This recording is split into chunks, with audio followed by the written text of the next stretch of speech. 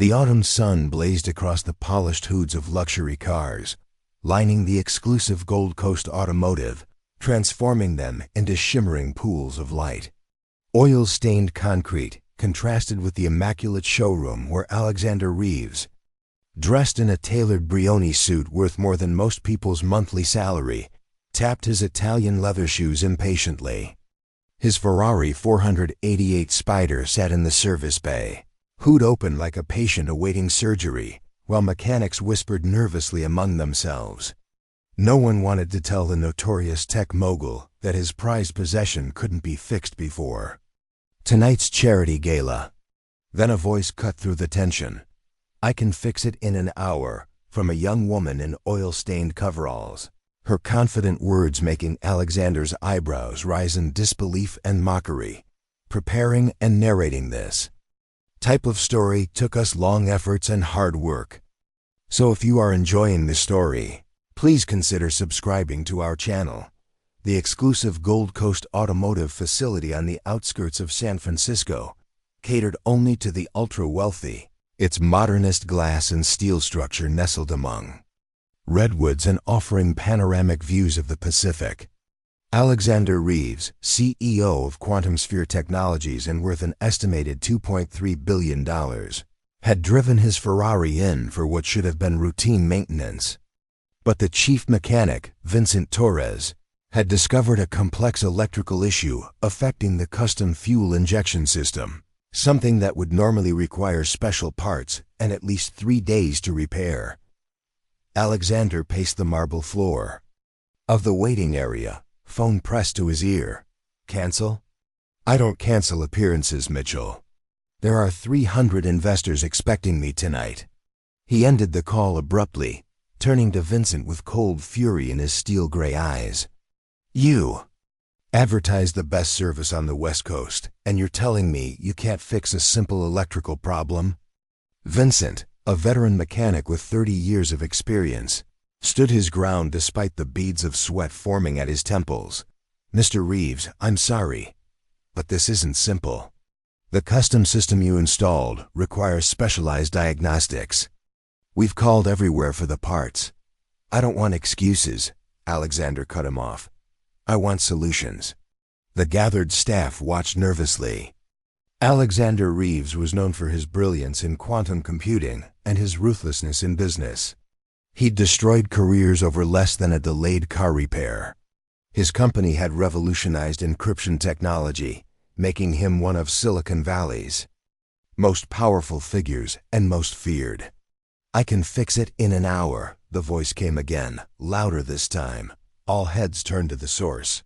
She stood at the entrance to the service bay, barely 5'4", with dark curly hair pulled back in a practical ponytail. Her coveralls had seen better days, stained with the history of countless repairs. The name patch read Maya. She couldn't have been more than 25. Alexander's laugh was short and dismissive. "You? Fix a custom Ferrari system in an hour? Vincent can't even do that, and he's been working on luxury cars since before you were born." Maya stepped forward, unfazed by his condescension. "The problem isn't the fuel injection system itself. It's the interface with the aftermarket performance module you installed. The electrical signatures are mismatched, creating feedback that's triggering your system's safety protocols." A stunned silence fell over the garage. Vincent's eyes widened slightly. Her diagnosis matched his own, but he'd spent hours running tests to confirm it. Alexander's expression shifted from dismissal to curiosity. "And you know this how exactly?" "I recognize the pattern," she said simply. "I've seen similar issues with modified systems." Vincent cleared his throat. "Maya started last month, Mr. Reeves. She's just an apprentice. I've been fixing cars since I was 12, Maya interrupted. "My father ran a salvage yard in Oakland. I rebuilt my first engine at 14. Alexander studied her, his calculating mind reassessing. The girl wore no makeup, had grease under her fingernails, and spoke with the slight edge of someone who'd grown up in Oakland's rougher neighborhoods. Everything about her contradicted the polished environment of Gold Coast Automotive. An hour, you said? Alexander checked his Patek Philippe watch. That gives you until 4:30. Vincent stepped between them. Mr. Reeves, I can't authorize an apprentice to work on your Ferrari. The liability alone. I'll sign a waiver, Alexander said, eyes still fixed on Maya. If she fails, she's fired. If she succeeds. A smile played at the corner of his mouth. Well, that would be interesting, wouldn't it? Maya met his gaze without flinching. I don't need an incentive to do my job properly. Alexander's smile widened. He wasn't used to being challenged, especially not by someone in her position. Pride, I respect that, but let's make it interesting. He pulled out his wallet, extracted a crisp $1,000 bill, and placed it on the nearby tool cabinet. This says you can't do it. The other mechanics exchanged uncomfortable glances. This wasn't just about a car repair anymore.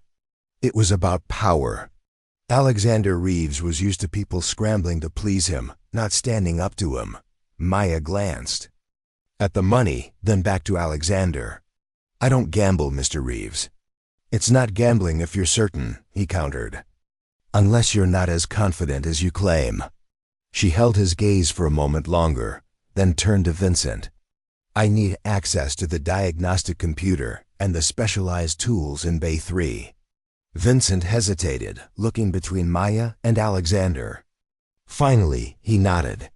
Your call, Mr. Reeves, but I want it on record that I advised against this. Duly noted, Alexander said, waving his hand dismissively. The clock starts now, Maya from Oakland. As she walked toward the Ferrari, Alexander called after her. I'm curious, where did an apprentice mechanic learn about customized Italian supercars? Maya paused, looking back over her shoulder. From necessity, Mr. Reeves, when you can't afford to call a specialist, you learn to figure things out yourself. For the next 45 minutes, the garage was silent except for the sounds of Maya working. She moved with practiced efficiency, connecting diagnostic equipment, removing panels, tracing wiring with her fingers. Alexander initially watched with skepticism, then growing interest. The other mechanics gathered at a respectful distance, equally curious. Vincent leaned close to Alexander. She's good, he admitted reluctantly. Unorthodox, but good. She's been learning faster than any apprentice I've ever had. Then why is she just an apprentice? Alexander asked, his business mind automatically analyzing the inefficiency. Vincent hesitated. Circumstances. She didn't finish high school, no formal training. I took a chance because she fixed my Mustang when 3 other shops couldn't figure it out. At precisely 53 minutes after she'd begun, Maya closed the hood of the Ferrari with a definitive thunk. She wiped her hands on a shop rag and turned to Alexander. Try it. Alexander approached cautiously, sliding into the driver's seat. The Ferrari's engine roared to life immediately, purring with the distinctive sound that only 12 perfectly tuned Italian cylinders could produce. He revved it experimentally. The response was instantaneous, without the hesitation that had brought him to the shop.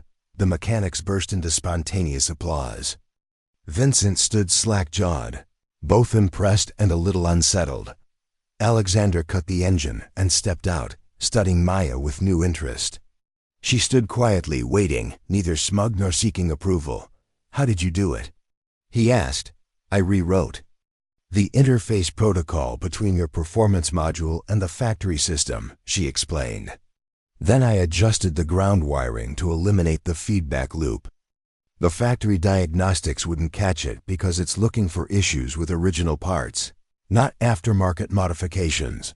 Alexander nodded slowly, processing her explanation. Then he reached for the $1,000 bill, held it up, and extended it toward her. Fair is fair. Maya didn't take it. That wasn't the deal. You bet I couldn't do it. You lost. The money stays with you. That's not how bets work, Alexander said, frowning. I told you, I don't gamble, she replied.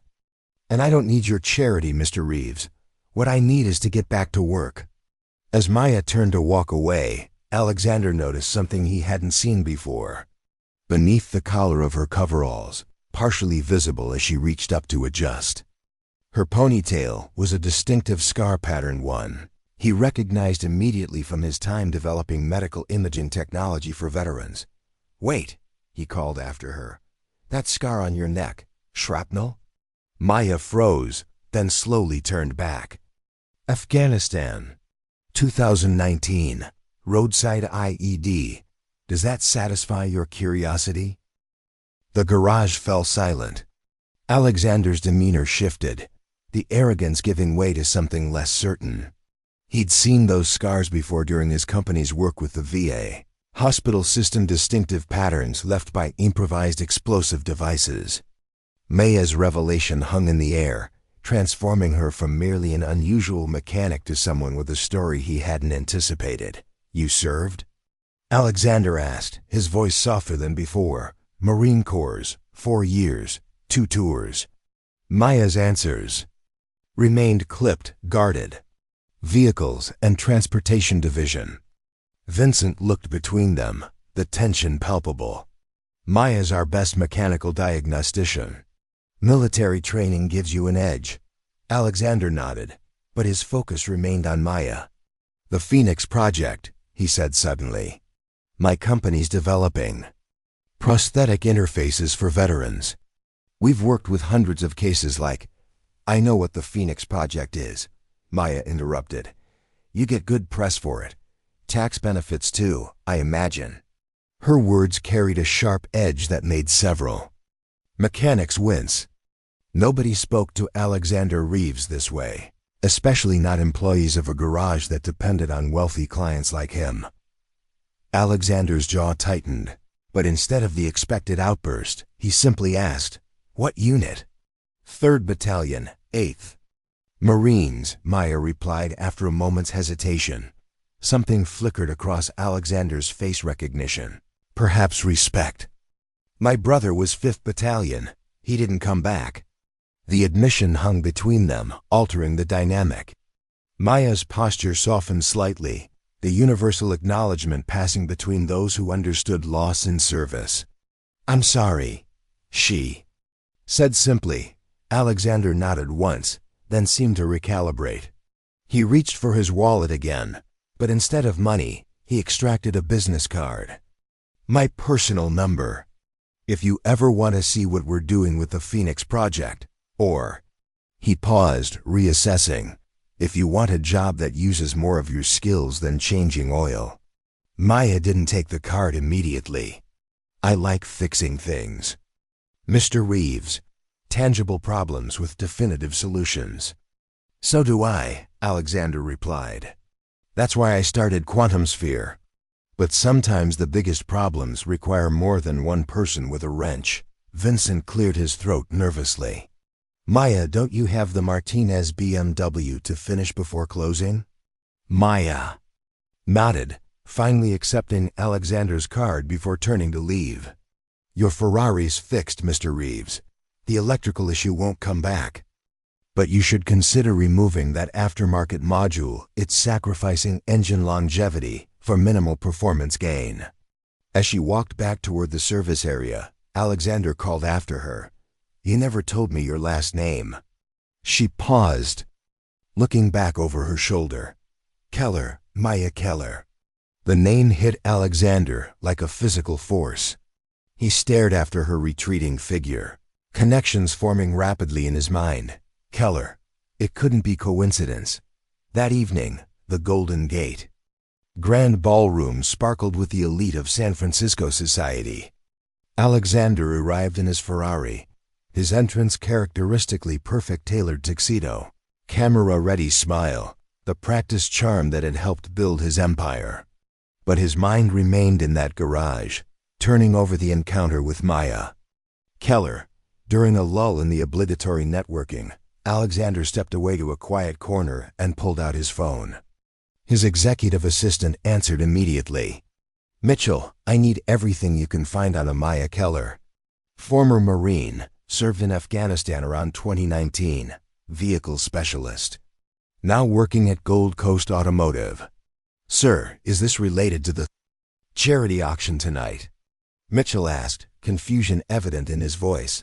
No, it's personal. And Mitchell? I want her military record, if you can get it, discreetly. Alexander ended the call, staring out at the San Francisco skyline. The name Keller had appeared in his life once before, 15 years ago, when his company was just beginning its ascent. Robert Keller had been an automotive engineer with revolutionary ideas. About electric vehicle systems ideas Alexander had acquired in a hostile takeover before pushing Keller out of his own company. The official story was that Robert Keller had sold his patents willingly. The truth, buried beneath non-disclosure agreements and legal settlements, was Messier. Keller had fought the takeover, had accused Alexander of corporate espionage. In the end, the court sided with Quantum Sphere's army of lawyers. Robert Keller lost everything: his company, his patents, his reputation. Alexander remembered reading that Keller had a daughter. The timing would be right. If Maya was Robert Keller's daughter... His thoughts were interrupted by Sophia Chun, his chief technology officer, approaching with a champagne flute. You've been staring at nothing for 5 minutes, Alex. That's not like you. The Peterson contract weighing on your mind? Alexander accepted the champagne. Just thinking about a mechanical problem. Sophia raised an eyebrow. You haven't thought about mechanical problems since we hired a team of engineers to do it for you. Maybe that's the issue, Alexander murmured. The next morning, Alexander canceled his meetings and drove back to Gold Coast Automotive. He found Vincent in the office, reviewing service schedules. Mr. Reeves, Vincent said, standing quickly. Is there a problem with the Ferrari? The car's fine, Alexander replied. I'm here about Maya Keller. Vincent's expression grew cautious. Maya's not in today. If she was disrespectful yesterday, she's Robert Keller's daughter, isn't she? Alexander interrupted. Vincent's silence was confirmation enough. How did she end up here? Alexander asked. Vincent sank back into his chair, resignation on his face. She came back from Afghanistan with those injuries and PTSD. Couldn't hold a regular job. Her father taught her everything about cars before... double quotes he trailed off. Before I destroyed him, Alexander finished flatly. Those aren't my words, Mr. Reeves. But they're accurate. Alexander paced the small office. Robert Keller was a brilliant engineer. His integrated battery system is still the foundation of our electric vehicle division. Vincent studied him. Maya doesn't know you're the one who took her father's company. She knows someone did, but not who. Robert never spoke about it. Just rebuilt his life, opened a small garage in Oakland, raised her alone after her mother left. And now she's fixing luxury cars for the people who put her father out of business, Alexander said, the irony not lost on him. She's the best mechanic I've ever seen, Vincent said. But no formal education, no credentials. The military was her way out of Oakland until the IED. Now she's starting over again. Alexander nodded, absorbing this information. Where does she live? Vincent's protective instinct flared. Mr. Reeves, with all due respect, what are your intentions here? Maya's had enough challenges. I'm not looking to cause problems, Alexander said. Quite the opposite. After some hesitation, Vincent wrote an address on a slip of paper. East Oakland. It's not the neighborhood you're used to. That afternoon, Alexander drove himself to East Oakland, the Ferrari conspicuously out of place among the aging apartments and storefronts showing years of economic struggle. He parked outside a small auto repair shop with a faded sign reading, Keller Automotive Restoration. Through the open garage door, he could see Maya working on an old Mustang, her movements precise despite the obvious limitations from her injuries. An older man in a wheelchair observed from nearby, offering occasional advice. Alexander recognized Robert Keller immediately, though the years had not been kind. Once a robust, confident engineer, he now looked diminished, aged beyond his years. But his eyes remained sharp, focused on the engine his daughter was rebuilding. Alexander sat in his car, suddenly uncertain. He had come here intending, what? Absolution? Compensation? The scene before him, father and daughter working together in this humble garage, seemed both resilient and fragile. A life rebuilt from the wreckage he had helped create. As he watched, Maya stepped back from the Mustang, wiping sweat from her brow. She turned, and for a moment, her eyes met Alexander's through the windshield of his Ferrari. Recognition dawned, followed by confusion, then wariness. Alexander knew he had a choice to make. He could drive away, leave the Kellers to their life, perhaps send anonymous financial support. Or he could step into that garage and face the consequences of decisions made 15 years ago by a younger, more ruthless version of himself. Before he could decide, Robert Keller looked up, following his daughter's gaze. The moment the older man recognized Alexander Reeves, his face hardened with 15 years of suppressed anger. Maya looked between them, comprehension slowly dawning. "Dad?" she asked, her voice carrying through the open garage door. "Do you know him?" Robert Keller's voice was low, but carried clearly to Alexander's car. "That's the man who stole everything, Maya. That's Alexander Reeves." Maya's expression transformed, understanding crystallizing into cold recognition. She stepped protectively in front of her father's wheelchair, the wrench in her hand suddenly looking less like a tool and more like a weapon. Alexander sat frozen, behind his steering wheel, the luxury of his Ferrari now feeling like an accusation rather than a status symbol. After a moment's hesitation, he stepped out of the car. The street was quiet except for distant traffic and the faint bass of music from somewhere down the block.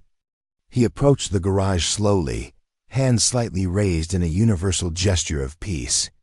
"I'm not here to cause trouble," Alexander said, stopping at what he hoped was a respectful distance. 15 years too late for that," Robert replied, his voice roughened by time but still carrying the precision of an engineer. He wheeled himself forward slightly. "What do you want, Reeves? Come to see what's left of Keller Engineering." Alexander took in the modest garage clean but worn equipment. A concrete floor patched multiple times, walls lined with tools, some dating back decades. This was the aftermath of his corporate conquest, the human cost usually hidden behind legal documents and quarterly reports.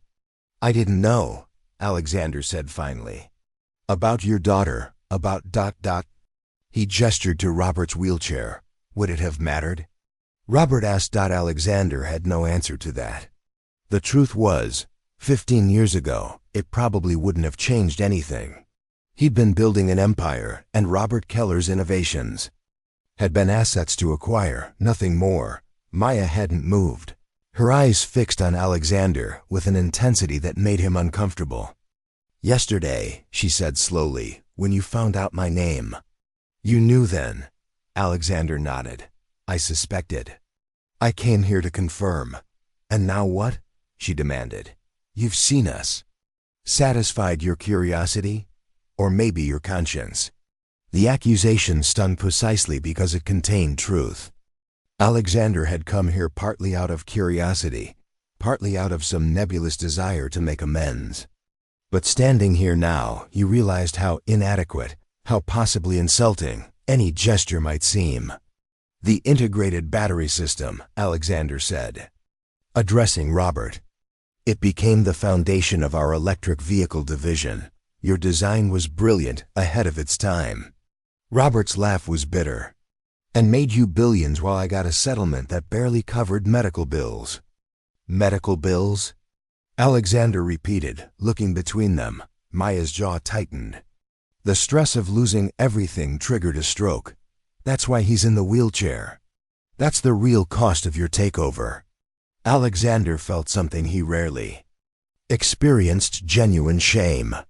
His mind raced through the legal battle 15 years ago. His lawyers had handled everything. He'd been insulated from the human impact, focused only on acquiring the technology. "I didn't know," he repeated, the words sounding hollow even to himself. "Would you like a tour?" Robert asked suddenly, gesturing around the garage with sarcastic grandeur. "This is what rebuilding a life looks like, Reeves." After Maya came back from Afghanistan, we converted the old repair shop. Restoration work, now classic cars, specializing in vintage electrical systems. The irony isn't lost on me. Alexander looked around with new eyes. What he'd initially seen as a modest repair shop, he now recognized as a specialized restoration facility. In the corner sat a partially restored 1967 Corvette Stingray, its engine compartment modified to accommodate what appeared to be a custom hybrid system. "You're still innovating," Alexander said, genuine admiration in his voice as he studied the modifications. "Just because you stole my company doesn't mean you stole my mind," Robert replied. Maya had been watching this exchange silently, her posture still protective, but her expression increasingly curious. "Why are you really here?" she asked Alexander directly. Alexander turned to her, abandoning any prepared speech or corporate diplomacy. "Yesterday, when you fixed my Ferrari, diagnosed a problem my own mechanics couldn't solve. It reminded me of something I'd forgotten. The pure elegance of engineering solutions. Before Quantum Sphere became about market share and quarterly earnings, it was about solving problems. So I'm what? A nostalgia trip for you?" Maya asked sharply. "No," Alexander replied. "You're a reminder of what I lost while I was busy winning." The unexpected candor seemed to catch both Kellers off guard. Robert exchanged a glance with his daughter, decades of unspoken communication passing between them. "The Phoenix Project," Maya said after a moment. "Is it really helping veterans?" Alexander nodded. 3,000 veterans fitted with next generation prosthetics so far. The neural interface your father pioneered for vehicle systems, we adapted it for medical applications. Robert's eyes widened slightly. "My neural interface design?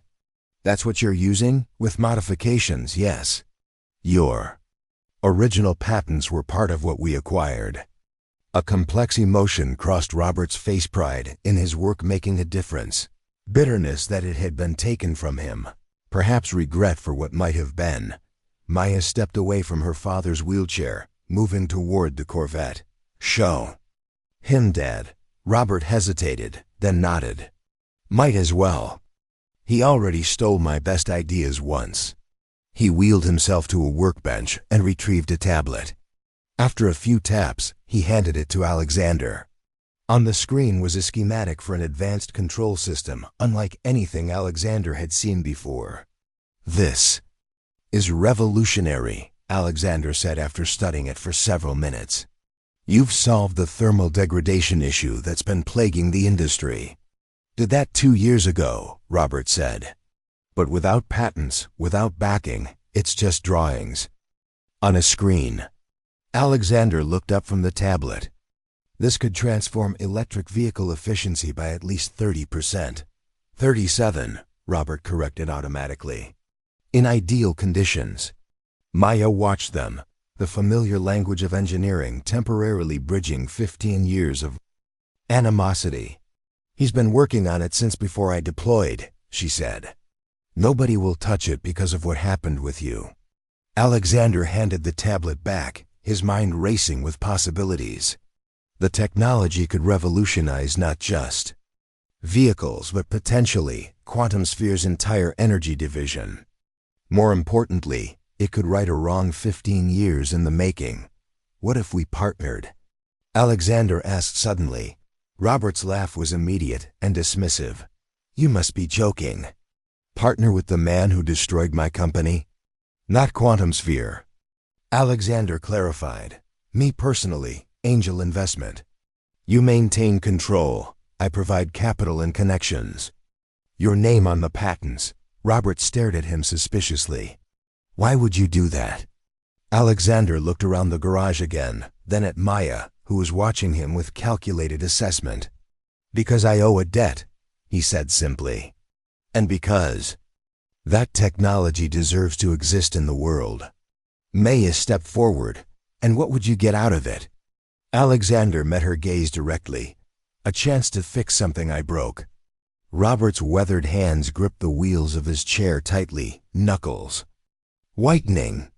15 years ago, you convinced the board I was mentally unstable, used my divorce against me, claimed I was technologically obsolete. Now you want a partner? His voice remained controlled, but decades of resentment resonated in every syllable. Alexander didn't flinch from the accusation. I was 32, building quantum sphere by any means necessary. Ethics were flexible. That's a convenient way to describe destroying someone's life, Maya interjected, crossing her arms. Alexander nodded, accepting the criticism. I'm not asking for forgiveness. I'm proposing a business arrangement that benefits everyone, especially the technology itself. Robert wheeled himself toward the partially restored Corvette, running his hand along its curved fender. The car represented more than a restoration project. It embodied his continued defiance, his refusal to stop creating, despite everything he'd lost. I've heard enough corporate promises to last a lifetime, Robert said finally. Words are cheap, Reeves. Alexander considered this, then pulled out his phone. What if I make it real? Right now? He tapped the screen several times, then held it out to show a banking app. Initial investment, $5 million. Transferred to an account you control. No strings, no paperwork yet. Proof of intent. Maya's eyes widened, but Robert remained unmoved. You think throwing money solves this? No, Alexander replied, lowering the phone, but it's tangible, unlike promises. The tension in the garage was palpable. A ceiling fan rotated lazily overhead, circulating air that smelled of motor oil and metal. Through the open bay door, the late afternoon sun cast long shadows across the concrete floor. Maya moved to her father's side, leaning down to whisper something. Robert listened, his expression softening slightly as she spoke. Their connection was evident, forged through shared hardship, mutual respect, and something Alexander had largely forgotten in his rise to power, unconditional love. Show him the application, Robert said finally. Maya hesitated, then nodded. She disappeared into a small office at the back of the garage, returning with a laptop. She placed it on a workbench and gestured for Alexander to approach. This isn't just about cars, she explained, opening a program. Dad's thermal regulation system has applications beyond vehicles. The screen displayed simulation data for what appeared to be a compact power system. Alexander studied it immediately, grasping the implications. This is for prosthetics, he said, looking up in surprise. Robert nodded. After Maya came home wounded, I started thinking about portable power. Your Phoenix project uses excellent neural interfaces, but the battery systems are bulky, inefficient, limit mobility. You've been following our work, Alexander observed. No. Your enemy, Robert replied, but without the earlier venom. Professionally speaking. Alexander returned his attention to the laptop, scrolling through the technical specifications. This would reduce prosthetic power system weight by 60% while extending charge life. He looked at Robert with genuine admiration. You developed this from your vehicle technology. Same principles, different application, Robert confirmed. Maya's input was crucial. She understands the user experience. Maya unconsciously rubbed her shoulder where the shrapnel scars began. Current systems are heavy, constantly need recharging. They're exhausting to use all day. Alexander straightened, mind racing with possibilities. This technology combined with our neural interfaces would transform prosthetic development, not incremental improvement, quantum leap. That's what we thought, Maya said. But the Phoenix project is your company's initiative. We can't exactly walk through the front door with a proposal. Until today, Alexander added quietly. Robert wheeled himself forward. I want to be clear, Reeves. If and it's a big if we consider any arrangement, I maintain control. Full intellectual property rights. My name first on patents. Agreed. Alexander said without hesitation. And Maya gets a position equivalent to her abilities, not her resume. She's been working on these systems since she could hold a wrench. Alexander looked at Maya. After what I saw yesterday at the garage, I'd be a fool to offer anything less. Maya's expression remained skeptical. Why should we trust you? After everything that happened. It was the question Alexander had been expecting, the one he'd been asking himself during the sleepless night after discovering her identity. His usual corporate responses, assurances, promises, legal guarantees felt hollow in this humble garage that stood as testament to the human cost of his business tactics. You shouldn't, he admitted finally. Trust is earned.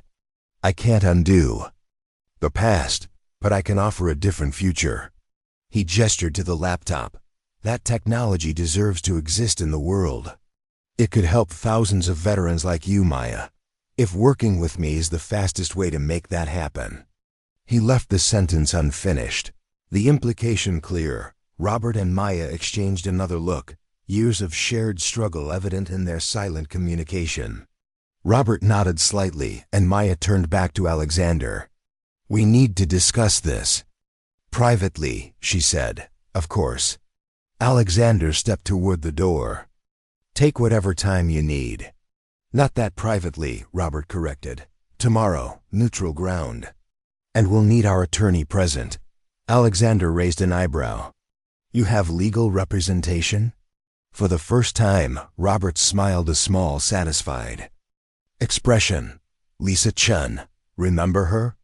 She was junior counsel at Keller Engineering before your takeover. She's a senior partner at Westridge Law now. Alexander did remember.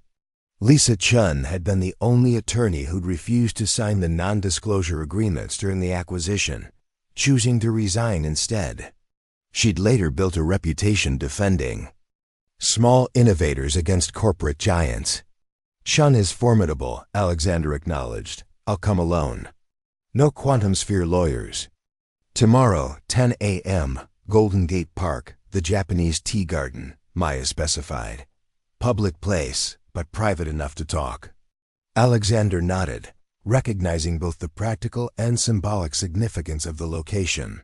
The tea garden represented neutral territory, neither the corporate world he dominated nor the industrial neighborhood the Kellers called home. As he turned to leave, Alexander paused at the Corvette, admiring the craftsmanship evident in its restoration.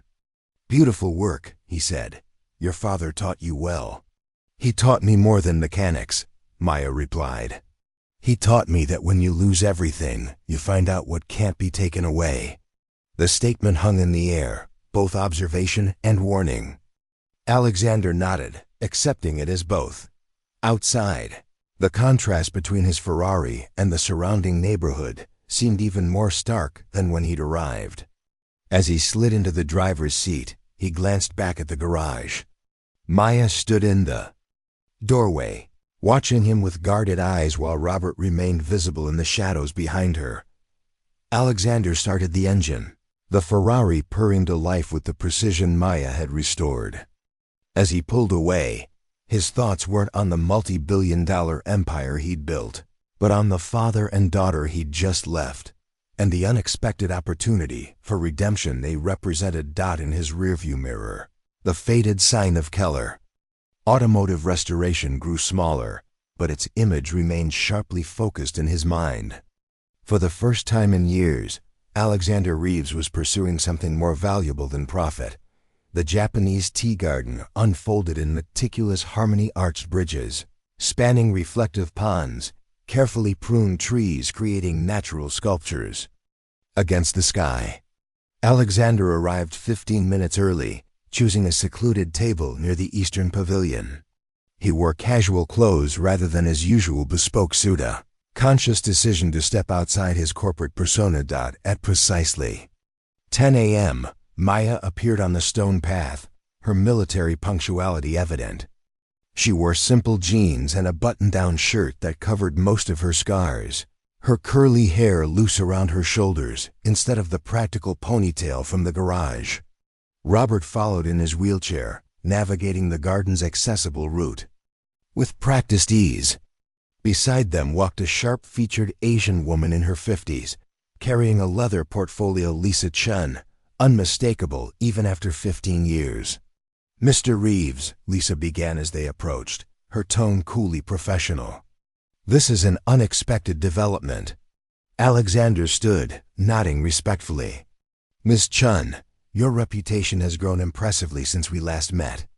"As has your net worth," she replied without inflection. "Though I represent clients on both sides of that equation." They settled around the table, steam rising from the ceramic teapot a server had left. The garden's other visitors kept a respectful distance, leaving them in a bubble of relative privacy surrounded by cultivated nature. "I've drafted preliminary terms," Lisa said, opening her portfolio and sliding a document across the table. "Based on Robert and Maya's requirements. I suggest you read it carefully before we proceed." Alexander accepted the document, but didn't immediately look at it. Instead, he addressed Robert directly. "Before we discuss terms, I want to acknowledge something. 15 years ago, I saw your technology as an asset to acquire, not as someone's life's work. I didn't consider the human cost of my actions." Robert's expression remained guarded. "That's a carefully worded non-apology, Reeves." "It's not meant to be an apology," Alexander clarified. "Apologies change nothing. I'm acknowledging reality, so we can move forward with clear understanding." Maya studied him, her mechanic's eyes seeming to look beneath his surface. "You still haven't explained why you're doing this." "The real reason." Alexander considered his response carefully. In the business world, he would have crafted something strategic, designed to achieve specific outcomes while revealing nothing. But here, in this garden of carefully cultivated authenticity, such calculation felt out of place. "The Phoenix Project was my brother's idea," he said finally. "After he was killed in action, I built it as his legacy. But somewhere along the way, it became another corporate initiative. Metrics, targets, PR opportunities." He gestured to Maya. "When I saw you working on that Ferrari, I recognized something I'd lost, the pure satisfaction of solving problems that matter." The admission hung in the air, unadorned by corporate polish. Robert exchanged glances with Maya, some unspoken assessment passing between them. "Your proposal," Lisa redirected, tapping the document. $50 million initial investment. Keller retains 70% ownership. The technology interfaces with Quantum Sphere's existing systems but remains independent. Alexander nodded. "Those terms are acceptable." Lisa's eyebrows rose slightly at his immediate acceptance. "You haven't even reviewed the technical specifications or market projections." "I've seen enough," Alexander replied. "The Keller's technology is revolutionary. My investment is secure." "There's another condition," Robert interjected. "Not in the document. Personal, not legal." Alexander waited expectantly. "I want the truth about what happened 15 years ago," Robert said. "Not the sanitized corporate version. The real story of how you targeted my company." The request was unexpected, forcing Alexander to confront aspects of his past he professionally buried. The garden's tranquility contrasted sharply with the tension that now surrounded their table. "You're sure you want this?" Alexander asked quietly. "Need to know what I'm partnering with," Robert replied. Alexander nodded slowly. "You're integrated." Battery system was 5 years ahead of anything on the market. "I identified Keller Engineering as an acquisition target, but you refused initial offers." He paused, visibly uncomfortable with what came next. "So I had our team exploit weaknesses, personal and professional." "Keep going," Robert prompted, his voice tight. "We learned about your divorce, used media contacts to plant stories questioning your stability." When board members expressed concerns, we approached them individually with carefully structured buyout offers. Alexander met Robert's eyes directly. Meanwhile, we delayed your critical funding round by spreading rumors about technical problems that didn't exist. Maya's hands had clenched into fists on the table. You deliberately destroyed his reputation. Yes, Alexander acknowledged. It was calculated, methodical, and entirely legal. Legal doesn't mean right, Lisa observed quietly. No, Alexander agreed. It doesn't. Robert absorbed this confirmation of what he'd long suspected. His expression reflected not surprise, but a certain vindication, the relief of having long-held beliefs finally confirmed. One more question, Robert said. Did you know about my health issues when you pursued the takeover? Alexander shook his head. No, that information wasn't in our research. Would it have mattered? Alexander considered lying, offering comfortable reassurance. Instead, he chose honesty. 15 years ago? Probably not. I was building an empire at any cost. The brutal candor hung between them. Maya looked ready to end the meeting, but Robert raised a hand, stopping her. Honesty, Robert said slowly, is an unexpected foundation for a partnership, but perhaps a solid one. He extended his hand across the table. I accept your terms, Reeves. Not because I've forgiven you, but because this technology needs to exist. Alexander accepted the handshake, feeling the strength that remained in the older man's grip. I understand the difference. As Lisa began reviewing specific terms, Maya rose and walked a few steps away, stopping by the edge of a koi pond. After a moment, Alexander followed, leaving Robert and Lisa to the legal details. You still don't trust me, Alexander observed as he joined her. Maya watched the fish moving beneath the surface, flashes of orange and white in the clear water. Trust is earned through actions, not agreements. Fair enough. My father believes in second chances, she said, even after everything. And you? Maya turned to face him fully. I believe in the work. The technology we've developed can help people like me, like your brother. That's what matters. 6 weeks after the garden meeting, Keller Innovations occupied the ground floor of a renovated warehouse in Oakland's rapidly transforming industrial district. Large windows flooded the space with natural light, illuminating workstations where prototype power systems took shape.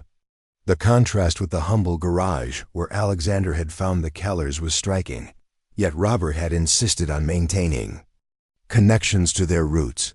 The restored Corvette held a place of honor near the entrance, and many of their original tools lined the walls, functional history alongside cutting-edge equipment. Alexander moved through the space with Maya, reviewing progress on the first generation of prosthetic power systems. He visited weekly, deliberately arriving without entourage or fanfare, his Ferrari replaced by an unassuming electric sedan for these trips. Preparing and narrating this type of story took us long efforts and hard work. So if you are enjoying this story, please consider subscribing to our channel. The thermal efficiency has improved another 7% since last week, Maya explained, indicating a testing apparatus where a prototype hummed quietly. Dad modified the heat sink design again. Alexander studied the data on a nearby monitor. These numbers exceed even our optimistic projections. Dad doesn't believe in setting low bars, Maya replied, a hint of pride warming her typically reserved demeanor. They continued through the lab, stopping where Robert worked with 2 recently hired engineers, both veterans with technical backgrounds, recruited through Maya's military connections. Alexander had learned to recognize the subtle dynamics of the workspace. While Robert was unquestionably the visionary behind the technology, Maya had emerged as the operational leader, her military experience translating seamlessly into project management. Alexander, Robert acknowledged, looking up from a disassembled component. Good timing. We've solved the connection interface issue. Alexander bent to examine the modified connector. Elegant solution. When can we test it with the neural interface team? Next week, Robert replied. Maya's coordinating with your Phoenix project engineers. The collaboration that had begun with tension and skepticism had evolved into something functional, if not yet entirely comfortable. Alexander had kept his word. Keller Innovations remained independent, with Robert and Maya maintaining controlling interest. Alexander's role was carefully defined: investor, connector, and technical collaborator, but never decision-maker. After reviewing the day's progress, Alexander joined Maya in what had once been the garage's small office, now converted into a conference room still decorated with vintage automotive signs and Robert's old engineering awards, recently retrieved from storage. The VA representatives were impressed with the prototype demonstration, Maya said, sliding a tablet across the table. They've authorized an expanded trial with 20 veterans.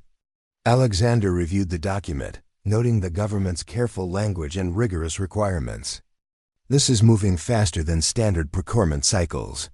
Having Senator Williams in a wheelchair helps, Maya observed. He's pushing hard after seeing what the system can do for daily mobility.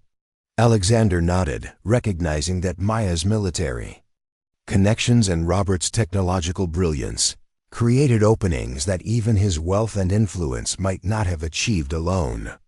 This partnership worked precisely because each brought different strengths to the table. There's something else we need to discuss, Maya said, her tone shifting. Quantum Sphere's quarterly report mentioned the Phoenix project advancement. Your PR team is already positioning for major announcements. Alexander detected the concern beneath her neutral delivery. You're worried about credit attribution. I'm worried about history repeating itself, she corrected. Dad's name needs to be prominent in any public rollout, not buried in technical acknowledgments. Alexander set down the tablet.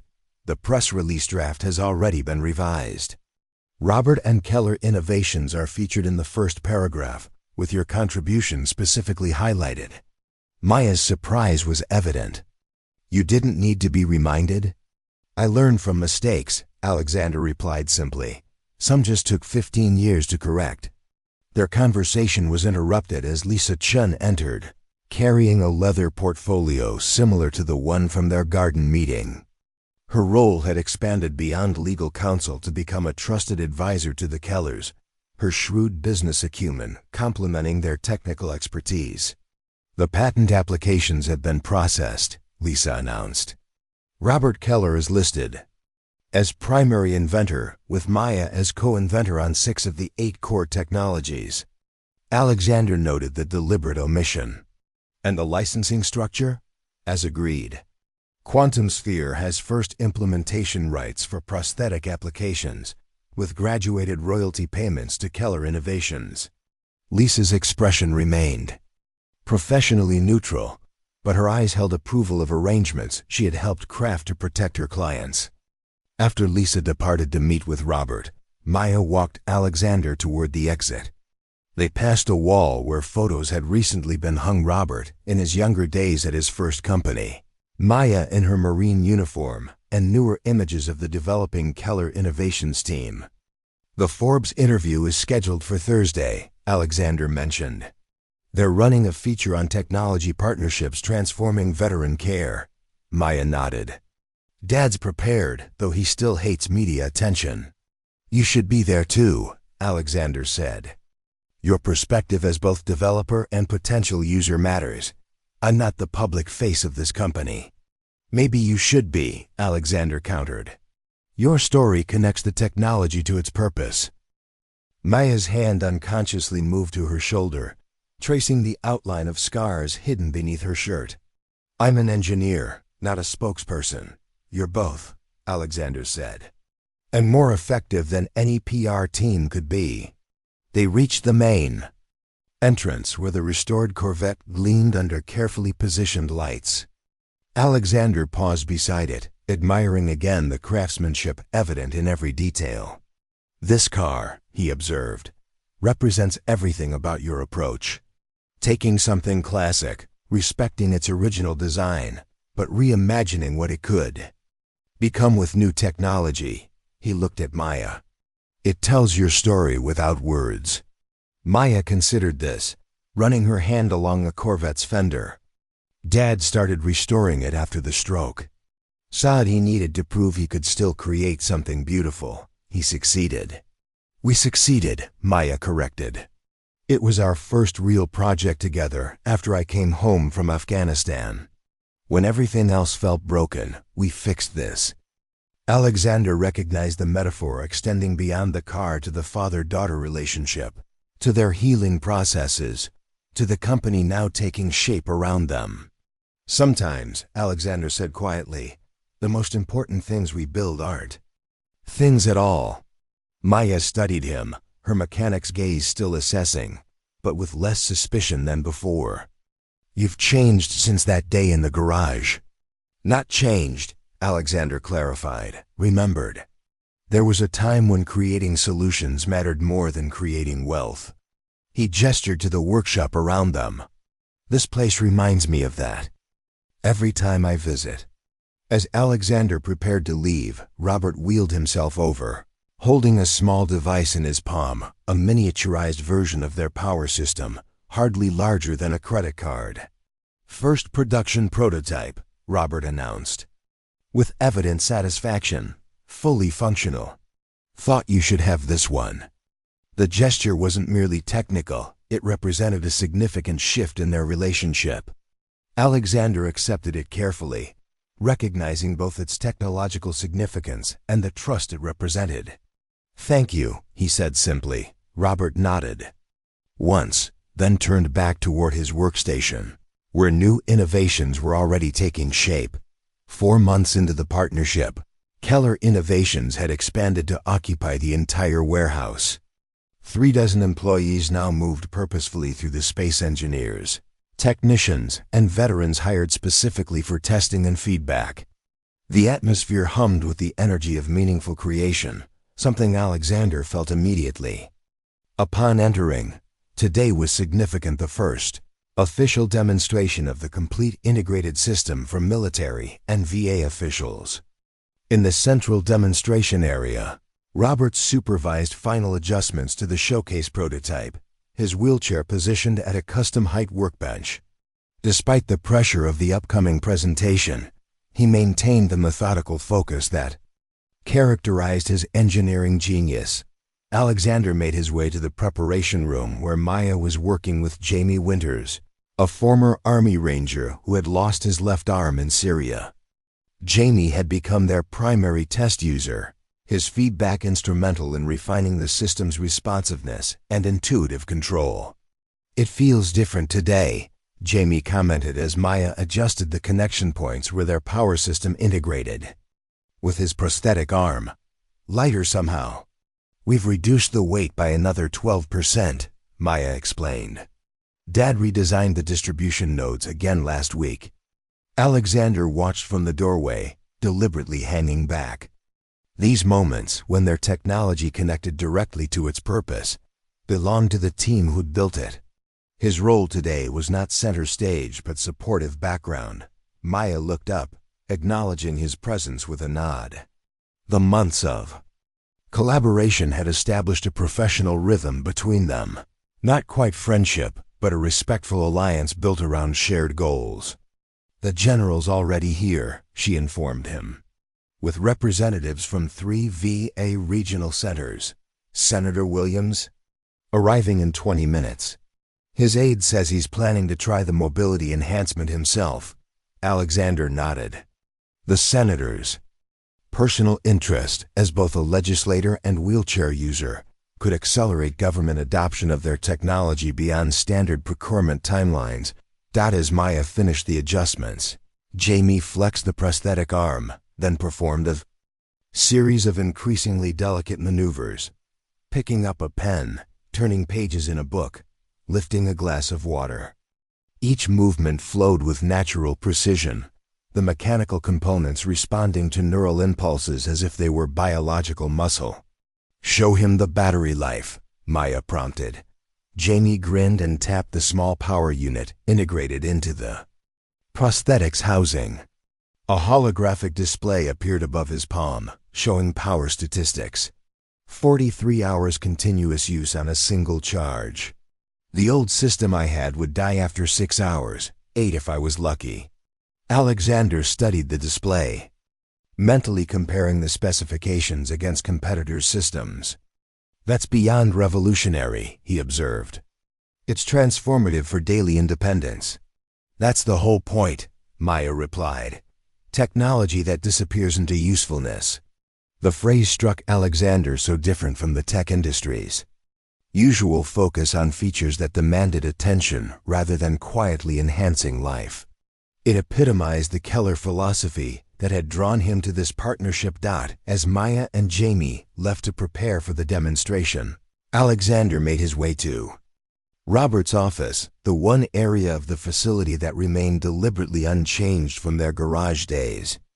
The desk was the same scarred wooden workbench, the walls still lined with vintage automotive manuals alongside framed patents. Old and new. Robert looked up from reviewing presentation notes. Nervous about today? He asked with surprising directness. Alexander considered the question. Not about the technology. That exceeds every expectation.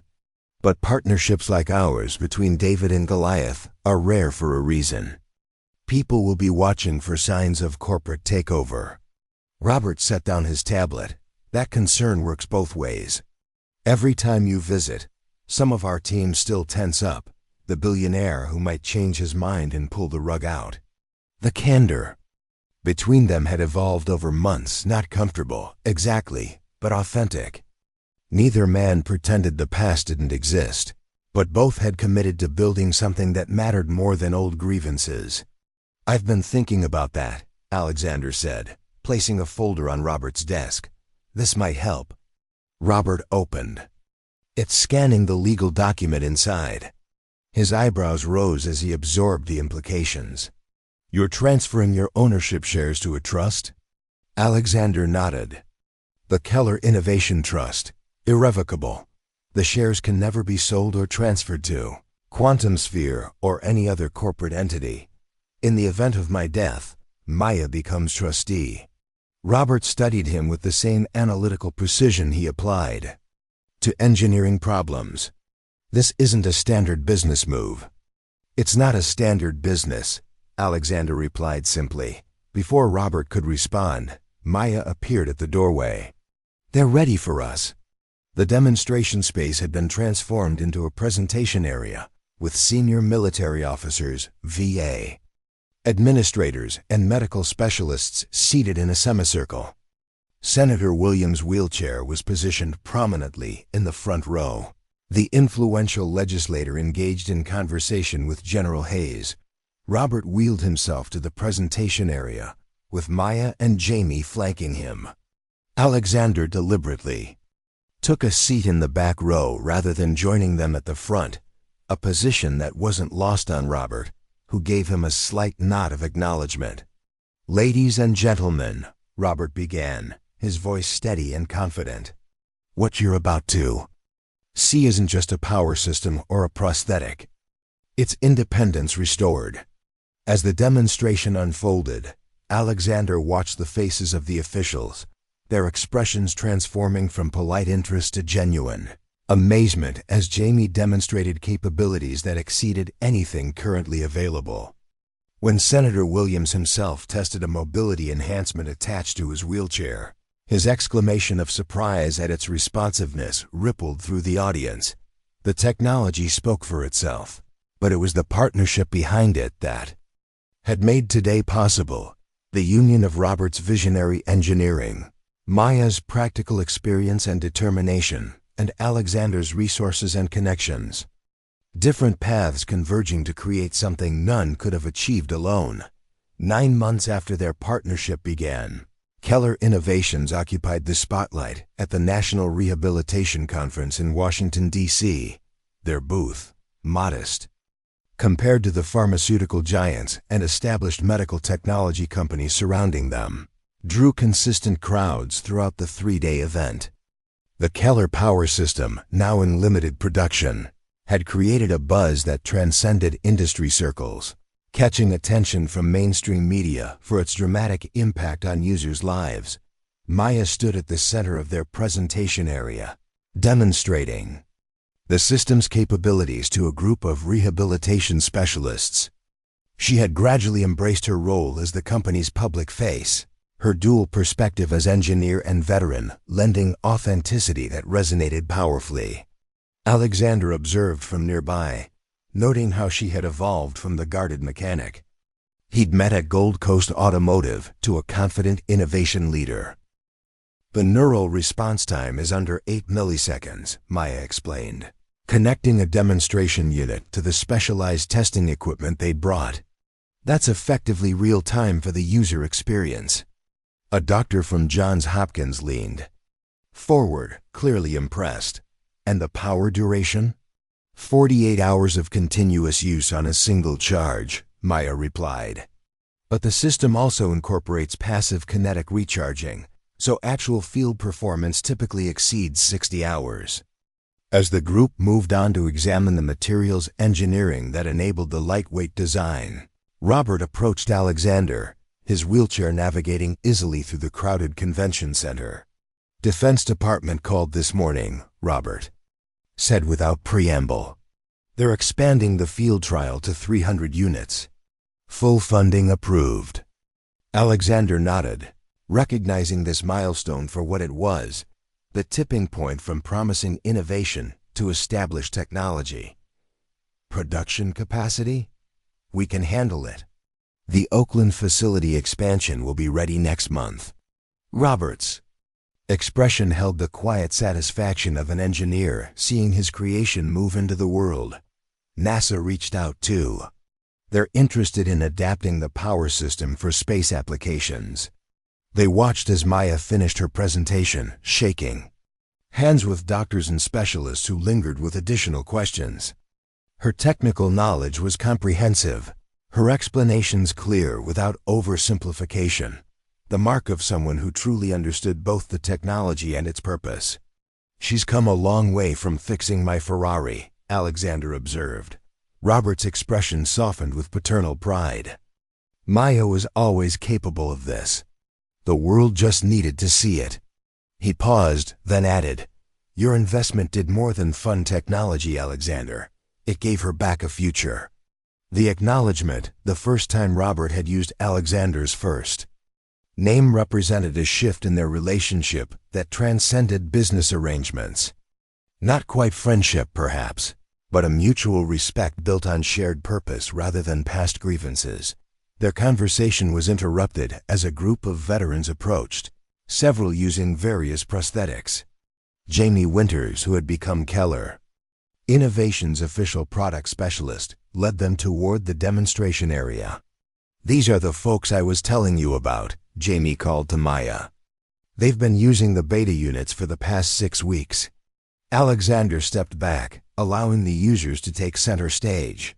This was the true measure of their work, not technical specifications or investment returns, but the tangible impact on lives. He watched as veterans demonstrated how the Keller system had transformed their daily experiences, from simple tasks like preparing meals to returning to sports and hobbies they believed permanently lost. A young woman with a prosthetic leg described hiking for the first time since her injury without worrying about battery failure. An older man demonstrated how he could now play piano again, the responsive hand prosthetic allowing for nuanced finger movements. Each story reinforced the purpose behind their partnership.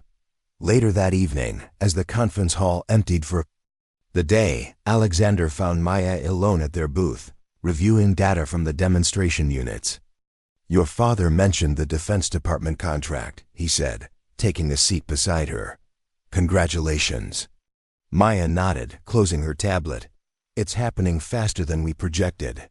We'll need to scale manufacturing carefully to maintain quality." "I've been thinking about that," Alexander replied. "I have a manufacturing facility in Austin that's currently underutilized. State-of-the-art equipment, experienced personnel. It could be repurposed for the Keller system." Maya studied him, the mechanic's analytical gaze that had become familiar over their months of collaboration. "Under whose control?" "Yours," Alexander said simply. Quantum Sphere would lease the facility to Keller Innovations at nominal cost. Your team, your standards, your oversight. Why would you do that? It's worth millions. Alexander considered his answer carefully.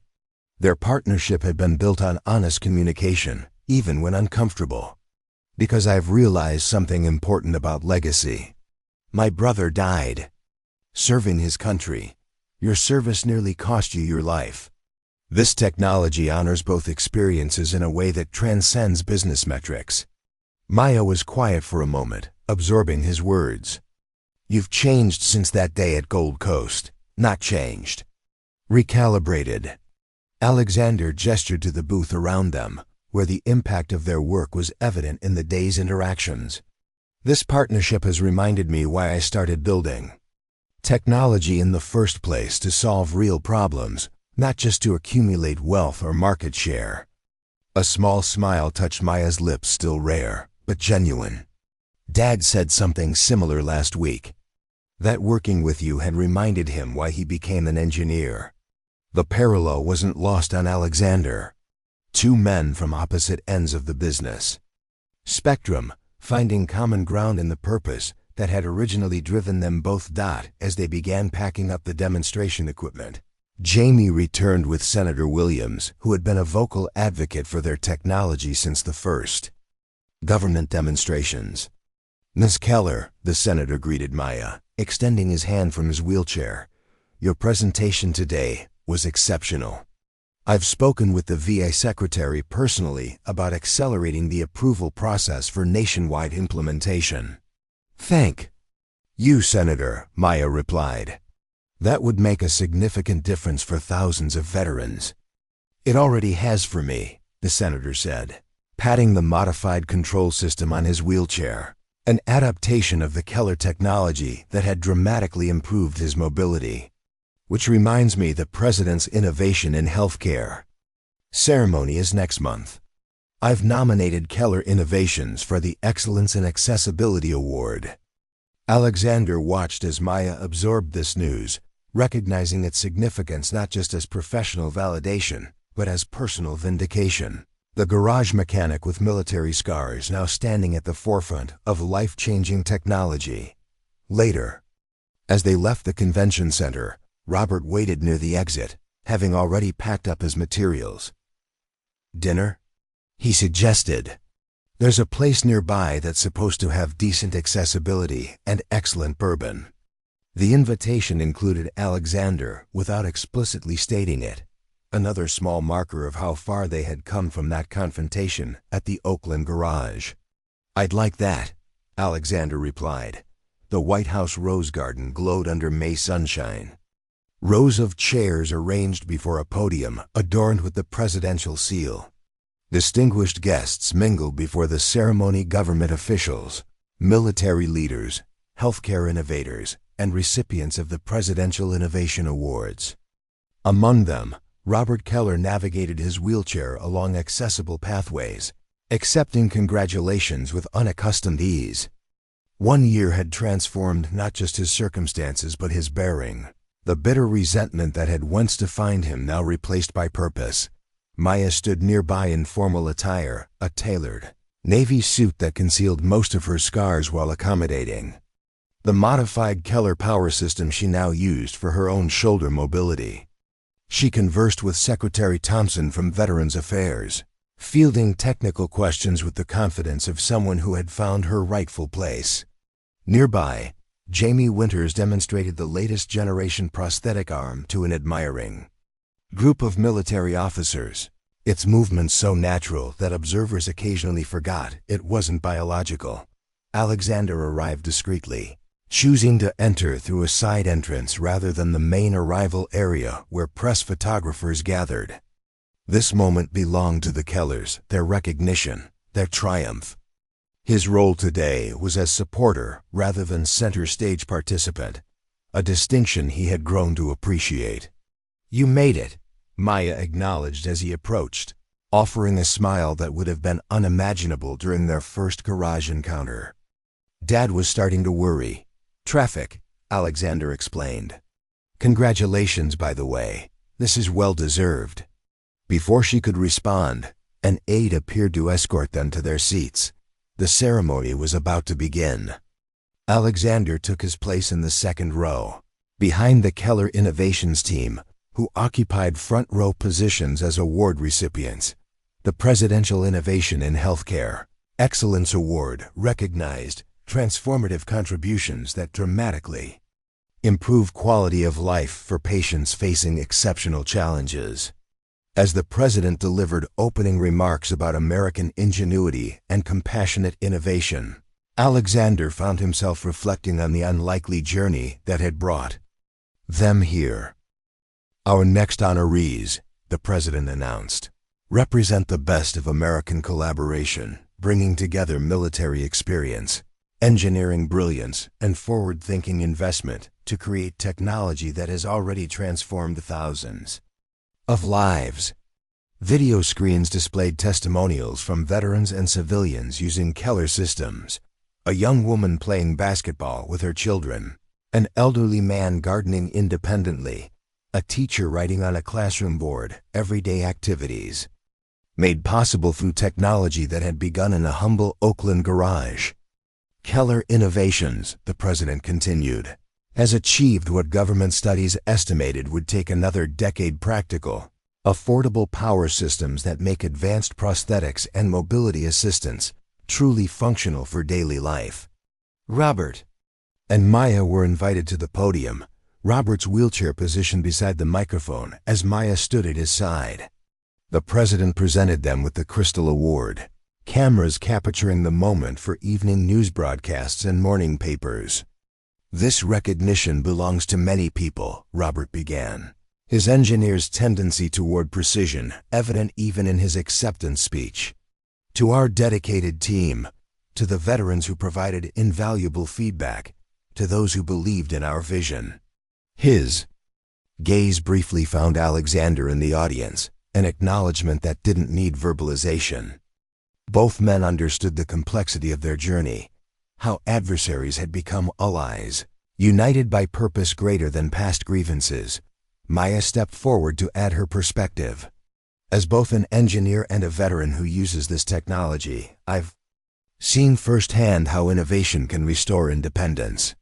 This award represents not just technical achievement, but renewed possibility for thousands of people who thought certain capabilities were permanently lost to them."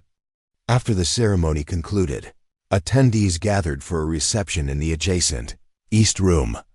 Alexander found himself approached by various officials and executives interested in the unique partnership structure between Keller Innovations and Quantum Sphera, model that challenged conventional corporate acquisition strategies while producing remarkable results. "The trust structure you established is particularly interesting," noted the Commerce Secretary, "creating permanent independence while providing necessary resources.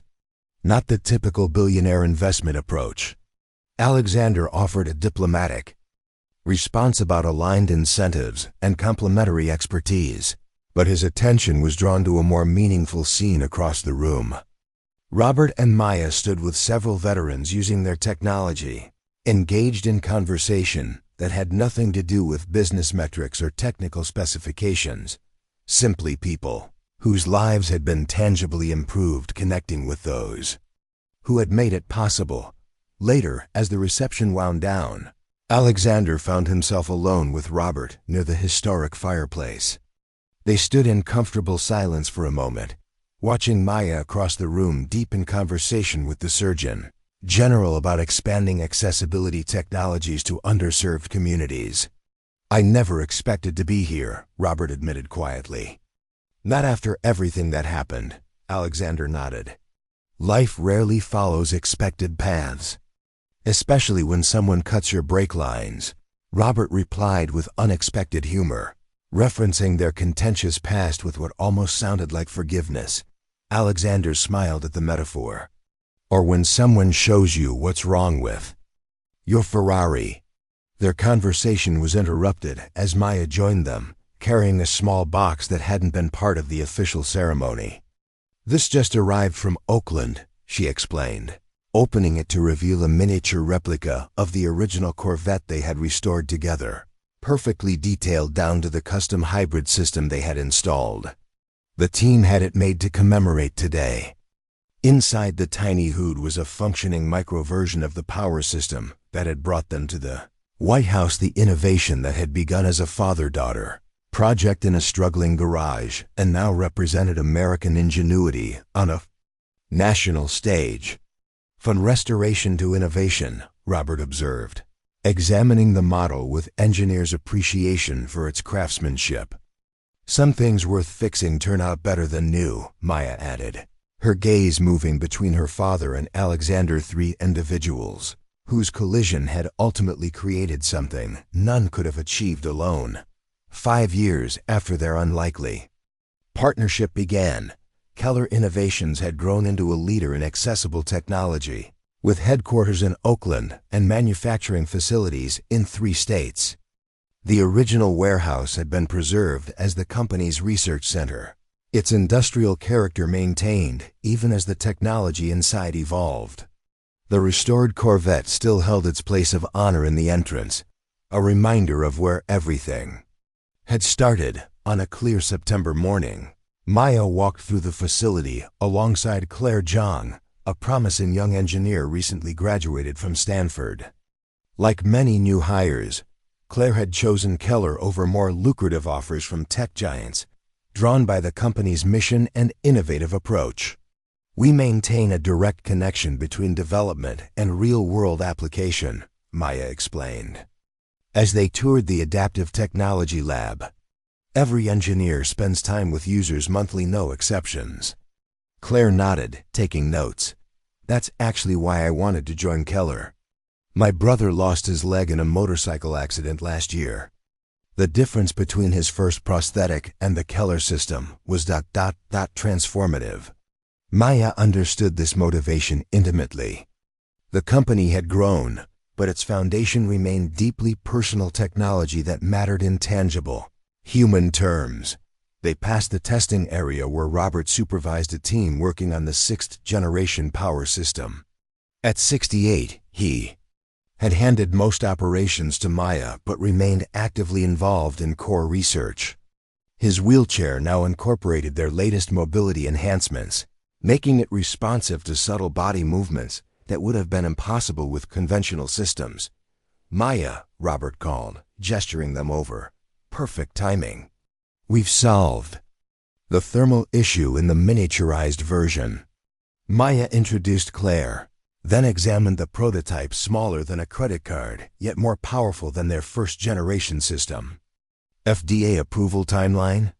6 months, maybe less with the accelerated review path." Claire observed their interaction with interest. The Keller's story had become something of a legend in engineering circles, how a billionaire's Ferrari had led to a chance meeting, the revelation of past corporate injustice, and an unexpected partnership that had revolutionized accessible technology. "Is Mr. Reeves visiting today?" Claire asked, curious about the third principle in the company's founding story. Maya checked her watch. "His flight lands at 11. The quarterly review is at 1. The relationship between Keller Innovations and Quantum Sphere had evolved into a model studied in business schools, a partnership structure that protected innovation while leveraging resources, neither a traditional acquisition nor a standard investment arrangement. Alexander remained involved as both investor and collaborator, but always careful to maintain the boundaries that respected the Kellers' independence. Later that afternoon, Alexander joined the Kellers in the conference room that had once been their garage office. The space had been expanded, but retained elements of its original character. Robert's vintage engineering awards still lined one wall, now joined by patents, innovation prizes, and photographs documenting the company's growth. "The pediatric adaptation is ready for clinical trials," Maya reported, displaying medical imaging of the miniaturized system designed for children with mobility challenges. "We've partnered with Children's Hospital Boston for the initial phase." Alexander reviewed the specifications with genuine interest. Unlike many investors who focused solely on financial returns, he remained deeply engaged with the technical aspects of their work. The power density is remarkable. This would have seemed impossible 5 years ago. Most good things seemed impossible. Until they weren't. Robert commented from his position at the head of the table. The quarterly review continued with discussions of manufacturing scale, research priorities, and international expansion. Throughout the meeting, the dynamic between them reflected their journey, professional respect layered over a complex history that had transformed from antagonism to productive alliance. As the meeting concluded, Maya shared one final update. The Veteran Accessibility Foundation has requested 50 custom systems for their outreach program in rural communities. They can only fund 30. And the other 20? Alexander asked, though he already anticipated the answer. We'll provide them at production cost, Maya confirmed. It's the right thing to do. Alexander nodded approval. The decision reflected the company's consistent prioritization of impact alongside financial sustainability, a balance that had become its hallmark. After the meeting, Alexander walked with Robert through the facility's main floor, observing teams at work on various projects.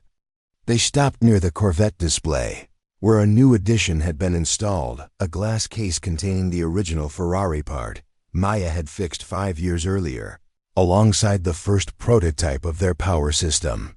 From automotive to medical technology, Alexander observed. Not the path either of us expected, Robert smiled slightly. Life rarely follows engineering specifications. The understated humor represented how far they had come from bitter adversaries to collaborative partners capable of acknowledging their complicated history without being defined by it. Outside, in the California sunshine, Maya waited beside Alexander's car, no longer a Ferrari, but a production model electric vehicle incorporating Keller power technology. She handed him a small package. The first consumer version, she explained as he unwrapped a sleek portable charger.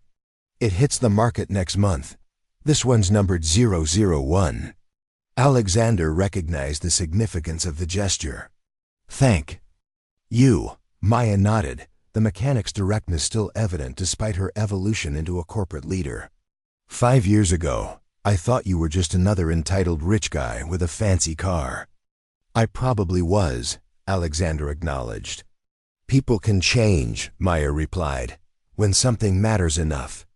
As Alexander drove away, he glanced in the rearview mirror at the Keller Innovations building, a physical manifestation of transformation, restoration, and purpose rediscovered. The unlikely partnership that began with a daring challenge in a luxury garage had created ripples far beyond what any of them had imagined, changing not just technologies, but the lives connected to them, including their own.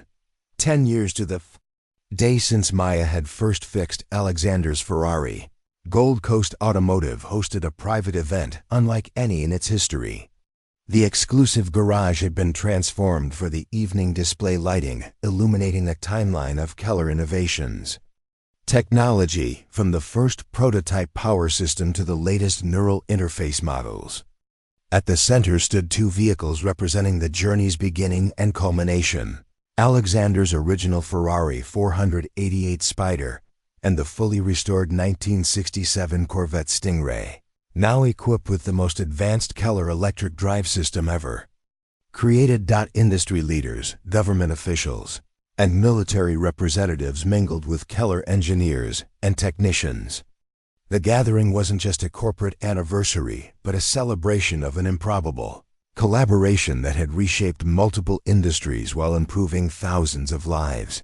Vincent Torres, still managing Gold Coast Automotive but now also overseeing a training program for veterans entering technical fields, welcomed guests at the entrance. This is where it all started, he explained to newcomers. Right in Service Bay 3. Maya moved through the crowd with practiced ease, her leadership role having gradually accustomed her to public settings that once would have made her uncomfortable. The military precision remained in her posture, but 10 years of success had softened her defensive edges. At 40, she had become a respected figure in both technological innovation and veteran advocacy. Recently appointed to a presidential commission on accessible technology, she paused near the Ferrari, remembering that first encounter, the skeptical Billionaire, the challenging diagnosis, the revelation of her military background that had unexpectedly shifted their dynamic. What had seemed like a chance meeting had ultimately altered the trajectories of countless lives, including her own. Robert held court near the Corvette, his wheelchair now so responsive to his movements that it seemed like a natural extension of himself. At 73, his engineering brilliance remained undiminished, though he had officially stepped back from daily operations to focus on next-generation research. Students from his newly established scholarship program at Berkeley gathered around him, absorbing insights from the man whose second-act career had rewritten expectations about innovation and accessibility. Alexander arrived without fanfare, choosing to enter through the side entrance rather than the main doors where photographers had gathered. After a decade of partnership, he had learned to navigate the careful balance between providing resources and respecting the Kellers' independence. His role in their story remained significant but deliberately secondary, the catalyst rather than the protagonist. 10 years, he observed, joining Maya beside the Ferrari. Hard to believe it started with a faulty interface module. Maya smiled, the expression now coming more naturally than it once had. And $1,000 bet you tried to lose. Best investment I ever made, Alexander replied. Senator Williams, still a vocal advocate for accessible technology and now using the 10th-generation Keller mobility system, approached them. The congressional delegation just arrived. They're eager to hear about the rural initiative. The Keller Rural Access Program represented their latest endeavor, bringing advanced mobility technology to underserved communities through a unique partnership between private innovation and public infrastructure. What had begun as prosthetic power systems had expanded into a comprehensive approach to accessibility challenges across the spectrum of human needs. As the formal portion of the evening began, guests gathered around a small stage erected near the Corvette. Images projected on the wall behind it showed the evolution of Keller innovations, from the humble Oakland garage to international recognition, from prototype to life-changing implementation. Robert spoke first, his engineer's precision evident, even in ceremonial remarks. 10 years ago, my daughter fixed a Ferrari belonging to a man who had once been my greatest adversary. That unlikely moment created a partnership none of us could have envisioned. He gestured to Maya, who stepped forward to continue the narrative. We've grown from 2 people in a garage to over 300 team members across 4 facilities. But our measure of success isn't market capitalization, it's mobility restored, independence regained, barriers overcome. Alexander was the final speaker, his comments brief and focused. The greatest innovations often emerge from unexpected connections between people who see different parts of the same problem. 10 years ago, I saw a business opportunity. The Kellers saw human potential. Together, we found something more valuable than either perspective alone could have created. As the formalities concluded and guests returned to conversations, Alexander found himself standing with Robert near the Corvette's open hood, both men admiring the engineering that had transformed a classic vehicle into a showcase for cutting-edge technology. We've come a long way from that first day, Robert observed. Alexander nodded. From adversaries to allies. Not the path either of us would have chosen, but the right one, as it turned out, Robert replied, extending his hand. The gesture, simple yet profound given their history, symbolized a journey of reconciliation and purpose that had transcended business arrangements to become something neither man could have achieved alone, a legacy of transformation that would continue long after both were gone. As the evening drew to a close, Maya found herself alone beside the Ferrari where everything had begun. She ran her fingers lightly, over its polished surface, remembering the young mechanic with military scars who had dared to challenge a billionaire. The journey from that moment to now seemed both impossible and inevitable, a perfect engineering solution that had emerged from imperfect human circumstances. Alexander approached, carrying 2 glasses of champagne. "One last toast before we close this chapter." Maya accepted the glass, studying the man who had transformed from adversary to ally. "Is that what tonight is? Closing a chapter?" "I think it's opening the next one," Alexander replied, nodding toward the center of the room where Robert was demonstrating their newest innovation to a group of young veterans, a neural interface. So intuitive it responded to thought patterns previously considered too subtle to capture. They raised their glasses in a silent toast, both understanding that their unlikely partnership had created ripples extending far beyond technology, touching lives, reshaping industries, and proving that second chances could yield first-rate innovations when purpose aligned with capability. As guests departed, Maya stood between the Ferrari and the Corvette symbols of where they had begun and what they had created. The journey hadn't been simple or straightforward, but its impact was undeniable. Sometimes the most powerful transformations began with unexpected challenges, and the most meaningful connections emerged from moments that initially seemed like confrontations.